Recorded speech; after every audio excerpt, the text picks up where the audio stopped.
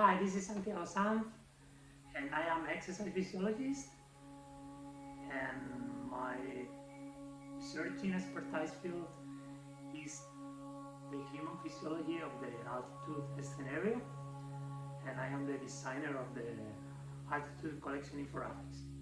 Today we start the first issue of the video series, this infographic collection, with a work offering here from Vogel and Associates, who were all medical doctors from the Colorado University.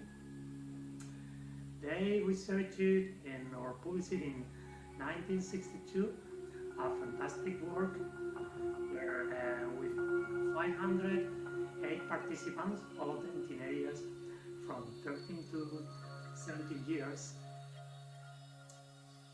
who were assessed in different ways, from physical examination, electrocardiogram, or chest films, and also 28 of them were here catheterized. So they observed significantly changes in the electrocardiogram, but before that they were tested during exercise, and with this test they observed that the pulmonary arterial pressure was greater or significantly greater during exercise compared to resting. Then, because they wanted to observe if hypoxia was the reason of such increment, not only the exercise, they tested with supplementary oxygen and during exercise, and they report was a decrease or significant decrease of this pulmonary arterial pressure. They also administered a vasodilator as toratholin, and when they administered by itself, the pulmonary arterial pressure was significantly lower compared to exercise condition. As also, they compared the three conditions: exercise, supplementary oxygen, and toratholin, and that was a condition who significantly decreased the pulmonary arterial pressure. So they were thinking, or they were guessing, that the reason for such an increment was the exercise because of the hypoxic conditions. The last thing, but most important aspect of this research is that once they observed the linear relation that pulmonary arterial pressure and the QRS electrocardiogram axis has with the increase in terrestrial elevation, that was so shocking for those researchers, because they observed that at sea level and in danger, with exercise, the both variable didn't change at all. But once they observed that change at 3,100 meter altitude as in Leadville, and that was very similar to Morococha, they were asking why it was so similar, that increase in pulmonary arterial pressure, or that increase in the electrogram curve or right deviation. They were asking why, because Morococha is almost 1,000 meters higher than Leadville.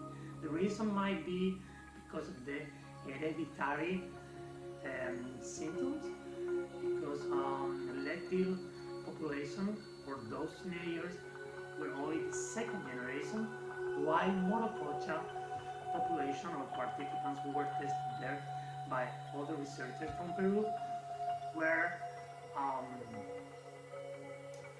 have been residing there for so many generations, for thousands of years at this terrestrial elevation.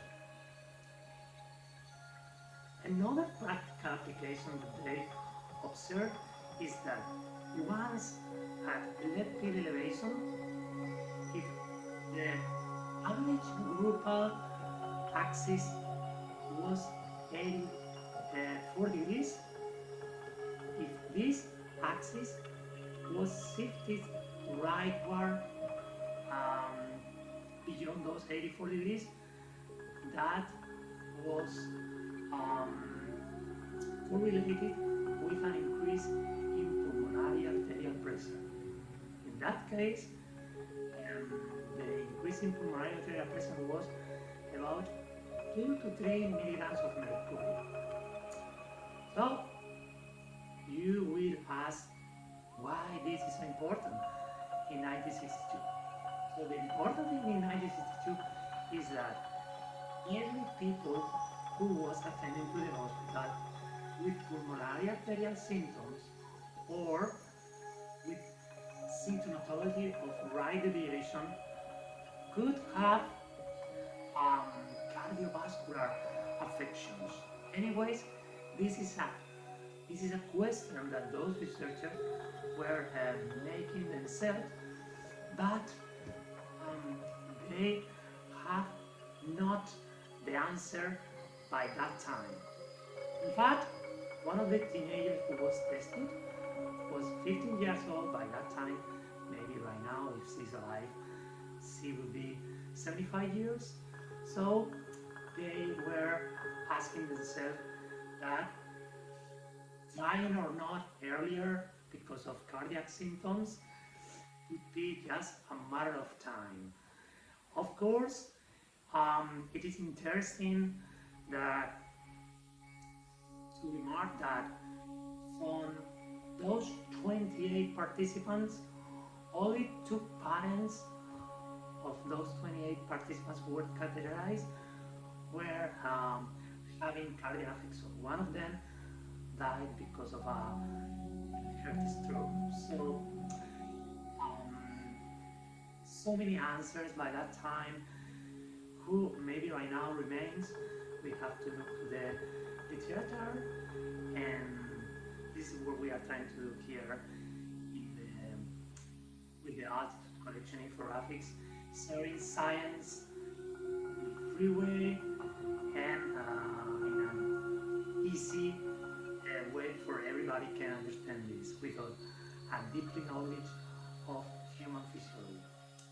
So hope you like this first issue of the altitude collection infographics video series, and I will see you next month with a similar research conducted by a Peruvian researcher in the town of Morococha at 4,500 meter terrestrial elevation, but this time it was conducted with others, not with teenagers. So those 3 research I have recently published in my blog. The next one, of course, is about to be published.